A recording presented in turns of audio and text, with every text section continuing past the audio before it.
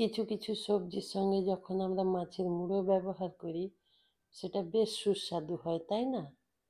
সেরকমই একটা মাছের মুড়ো দিয়ে রেসিপি আজ আমি রান্না করব। নমস্কার, আমি মাধবী। আপনারা এখন দেখছেন রান্না ভালোবাসি। রান্না ভালোবাসিতে আরও একটা নতুন রেসিপি নিয়ে আপনাদের সবাইকে স্বাগত জানাই। আজ আমার রেসিপিতে থাকছে মাছের মুড়ো দিয়ে লাউ ঘন্ট। লাউ ঘন্ট মাছের মুড়ো দিয়ে বেশ টেস্টি হয়। দেখতে থাকুন তাহলে। কড়াই বসিয়েছি, কড়াই গরম করে নেব। তারপর কড়াইয়ের মধ্যে সর্ষের তেল দেব। এই সমস্ত মুখরোচক রেসিপিগুলোতে সর্ষের তেল ব্যবহার করলেই বেশি ভালো লাগে খেতে। তার মধ্যে ছোট ছোট ডুমো ডুমো করে কেটে রাখা আলুগুলো দিয়ে দেবো তেলের মধ্যে। দিয়ে আলুটা একটু ভালো করে ভেজে নেব। এখানে আমি কোনো রকম মশলা কষিয়ে রান্না করব না, আর খুব বেশি মশলাও ব্যবহার করব না। অল্প মশলায় মাছের মুড়ো দিয়ে লাউ ঘন্ট কীভাবে রান্না করব সেটা আপনারা দেখতে থাকুন। এই যে আলু যেরকমভাবে কেটেছি, লাউগুলো ঠিক একইভাবে ছোট ছোট ডুমো ডুমো করে কেটে নিয়েছি। খুব কচি আর সুন্দর লাউ। ওই আলুর সাথে লাউটাও দিয়ে দিলাম, একসাথে দুটোই কষিয়ে নেব। আমি ততক্ষণ লাউ আর আলু একটু কষিয়ে নেব। আর আপনারা যারা আমার ভিডিওটা দেখতে শুরু করেছেন, আমি তাদেরকে বলছি প্লিজ একটা লাইক দিয়ে দিন। লাইক দিয়ে ভিডিওটা কন্টিনিউ করুন। এখন একটু ঢেকে দেব, একটু নাড়াচাড়া করেছি, একটু ঢেকে রান্না করব। লাউ থেকে বেশ জল বেরিয়ে আসে, সেটা মিডিয়াম ফ্লেমে কিছুক্ষণ ঢেকে রান্না করলে বেশ ভালো হয়। লাউ থেকে সমস্ত জলটা ছেড়ে দেবে। তারপর আমরা প্রয়োজন পড়লে জল দেব, নাহলে আমরা জল দেব না। লাউ থেকে যদি বেশি পরিমাণে জল বেরিয়ে আসে তাহলে আমরা জল ব্যবহার করব না। কোনো কোনো লাউ থেকে বেশি জল বেরিয়ে আসে, আবার কখনো কখনো কম জল বেরিয়ে আসে। সেই জন্য একটু ঢেকে ঢেকে আমরা মিডিয়াম ফ্লেমে রান্না করব। এখানে হলুদ আর লাল লঙ্কার গুঁড়ো দিলাম। আমি সব কিছু যে মশলা ব্যবহার করব সব কিছু এই লাউ আর আলুর ওপর থেকেই দিয়ে দেব। কোনো রকম মশলা কষিয়ে রান্না করব না। লঙ্কা হলুদ দেওয়ার পর একটু আদা বাটা দিলাম, হাফ চামচ আদা বাটা দিয়েছি, হাফ চামচ কাঁচা লঙ্কা বাটা দিয়েছি। আপনারা ঝালটা একটু বুঝে দেবেন, যেরকম পরিমাণে ঝাল পছন্দ করেন সেরকম পরিমাণেই লঙ্কা ব্যবহার করবেন। কিন্তু একটু কাঁচা লঙ্কা বাটা ব্যবহার করবেন, তাতে রেসিপির খুব সুন্দর একটা টেস্ট আসে। এখন সব কিছু মিশিয়ে নিচ্ছি, ভালো করে একটু মিশিয়ে দেব।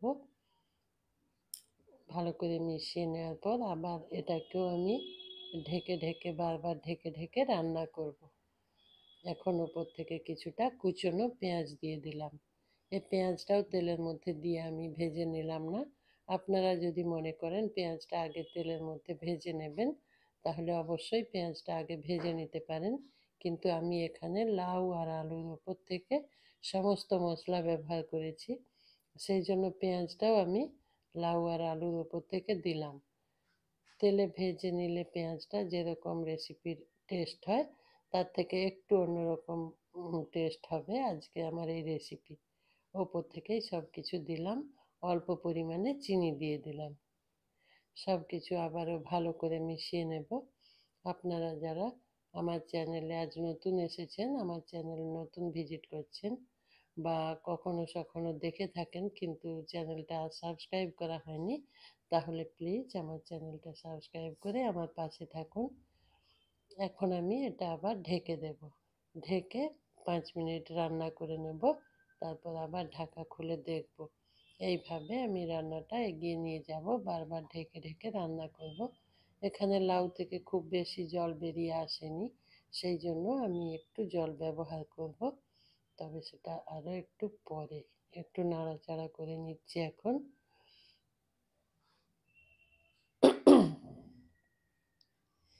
আপনারা আমার চ্যানেলটা সাবস্ক্রাইব করে আমার পাশে থাকবেন। এই যে দেখুন, আলুটা কেটে দেখলাম আলু সেদ্ধ হয়ে গেছে, আলুর সঙ্গে লাউও সেদ্ধ হয়ে গেছে প্রায়, কিন্তু আরও একটু করে নিতে হবে, সেই জন্য আমি অল্প পরিমাণে জল ব্যবহার করলাম।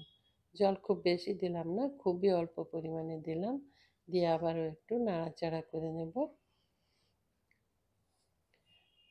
আর আপনাদের বলছি, আপনারা যারা আমার চ্যানেলটা সাবস্ক্রাইব করবেন, অবশ্যই ডান দিকে থাকা বেল আইকনটা প্রেস করে দেবেন, অল অপশন অন করে দেবেন, তাতে আমার রান্নার সমস্ত নোটিফিকেশান আপনি পেয়ে যাবেন।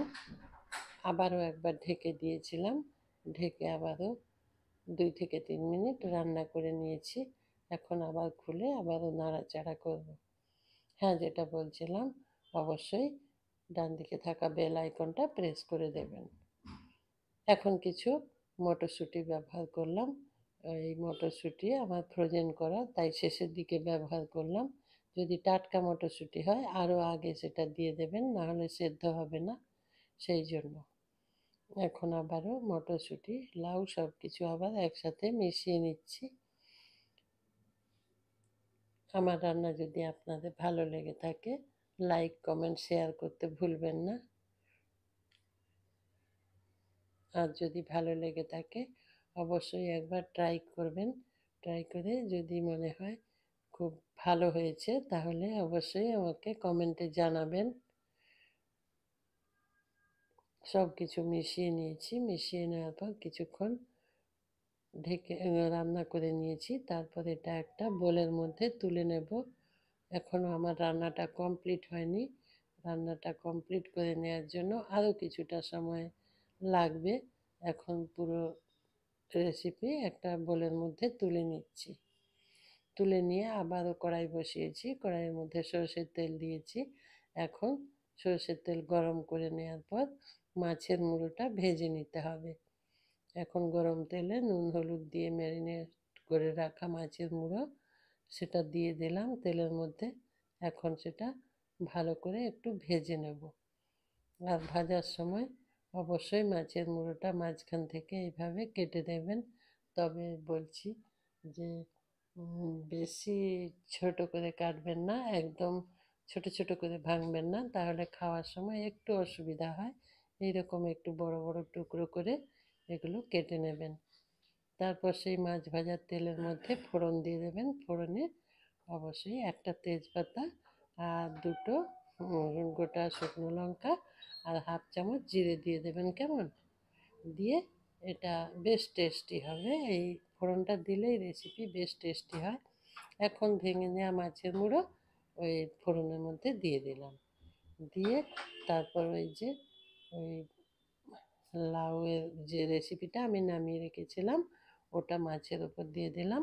দিয়ে আবারও একটু ভালো করে সব কিছু মিশিয়ে নেব। মিশিয়ে নেওয়ার পর কিছুক্ষণের জন্য মাছের ফ্লেভার রেসিপির জন্য সঙ্গে ভালো করে মিশে যাওয়ার জন্য একটু ঢেকে দেব। সেটা খুব বেশি সময় ঢেকে রাখার দরকার নেই, 2 থেকে 3 মিনিট লো ফ্লেমে ঢেকে রেখে দিলেই মাছের মুড়োর ফ্লেভার পুরো রেসিপির মধ্যে সুন্দরভাবে মিশে যাবে। তারপর 2 থেকে 3 মিনিট পর ঢাকা খুলেছি। এই যে দেখুন কত সুন্দর লাউ ঘন্ট হয়েছে, মাছের মুড়ো দিয়ে লাউ ঘন্ট। এটা রেডি হয়ে গেছে। এখন রান্নাটা আমি কমপ্লিট করে নেব।